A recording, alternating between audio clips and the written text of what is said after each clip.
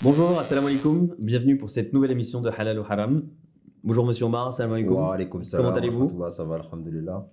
Alors le thème d'aujourd'hui, un thème qui va beaucoup intéresser les jeunes, je pense, alors c'est la crypto-monnaie.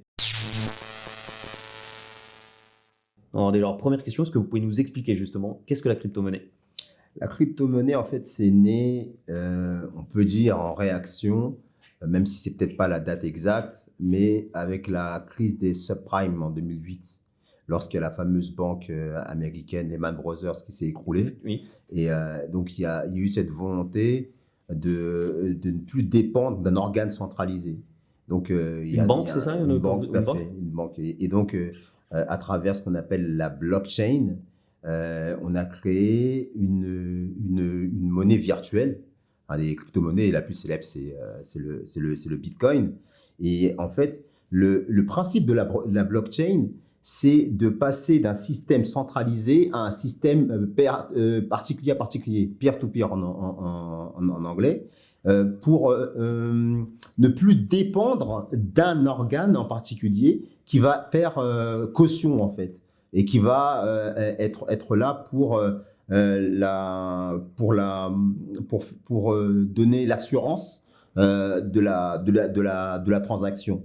Et par le biais de la blockchain, qui est un protocole en fait novateur, on va dire révolutionnaire, qui permet la traçabilité, qui permet la transparence à travers justement plusieurs anonymes en fait. Et surtout, ces transactions ne peuvent pas être falsifiées. Et donc, c'est par rapport à ce système-là que justement, en étant régulé par la loi de l'offre et la demande, que des monnaies virtuelles ont pu émerger.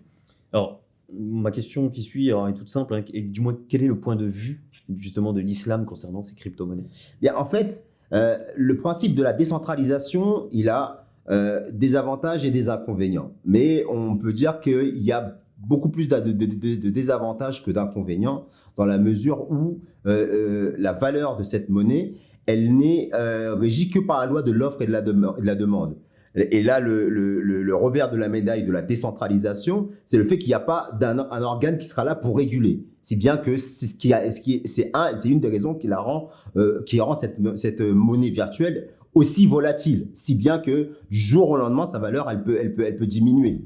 Et à partir de là, on se retrouve un peu dans la situation que l'islam ne veut pas, justement, à savoir que vous êtes en train de manipuler un concept qui vous rapproche du principe du jeu de hasard. Ça veut dire que du jour au lendemain, vous pouvez tout perdre. Et c'est une minorité qui peuvent l'empocher parce qu'on est vraiment dans le monde de la spéculation sauvage. Et cette spéculation sauvage, c'est pratiquement de l'ordre du pari. Et c'est toujours une minorité qui va investir et qui va s'enrichir pour une majorité qui va s'appauvrir.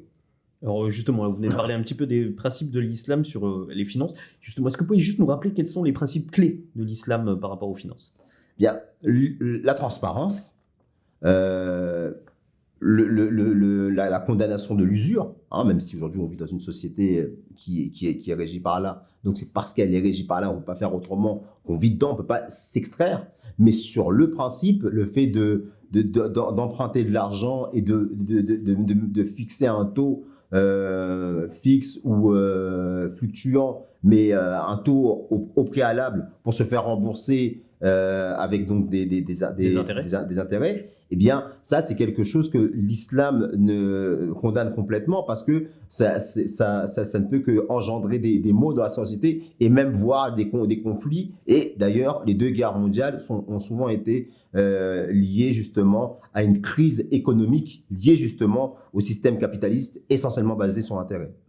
Donc ça, c'est un principe de base. L'islam, il y a même un verset coranique qui dit que l'usure, ceux qui vivent de l'usure finiront par recevoir une guerre de la part d'Allah subhanahu wa ta'ala. Et comme encore une fois, on l'a vu durant le XXe siècle malheureusement. Et là d'ailleurs, on est en train de voir un peu les prémices, on prie que justement on n'y arrive pas là. Mais par contre, ce que vous pensez, ce que les hommes pensent qui vont les appauvrir, c'est ce qui va les enrichir. Et ça, c'est le principe de la zakat, à savoir la solidarité vis-à-vis de la société, des moins favorisés, des plus démunis. C'est le principe de la finance islamique, c'est de s'assurer qu'il y ait une majorité qui puisse bénéficier des fruits de la croissance même d'une minorité en agissant avec justice.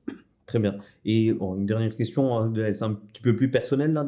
Par contre, est-ce que vous pensez qu'un jour ces crypto-monnaies ou ces monnaies virtuelles pourront remplacer les monnaies physiques, nos monnaies réelles?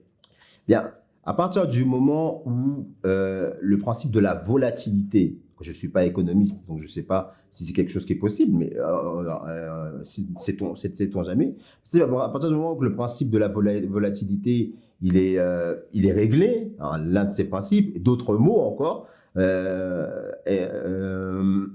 et que justement qu'il y ait une confiance à travers justement parce que c'est comme ça que ça se passe dans le monde, à travers ces types d'outils, on va dire, eh bien, il est possible que ça... Mais bon, après, je ne peux pas m'avancer. Je suis pas expert, je suis pas spécialiste là-dessus. Le temps nous le dira. Donc, je ne sais pas du tout.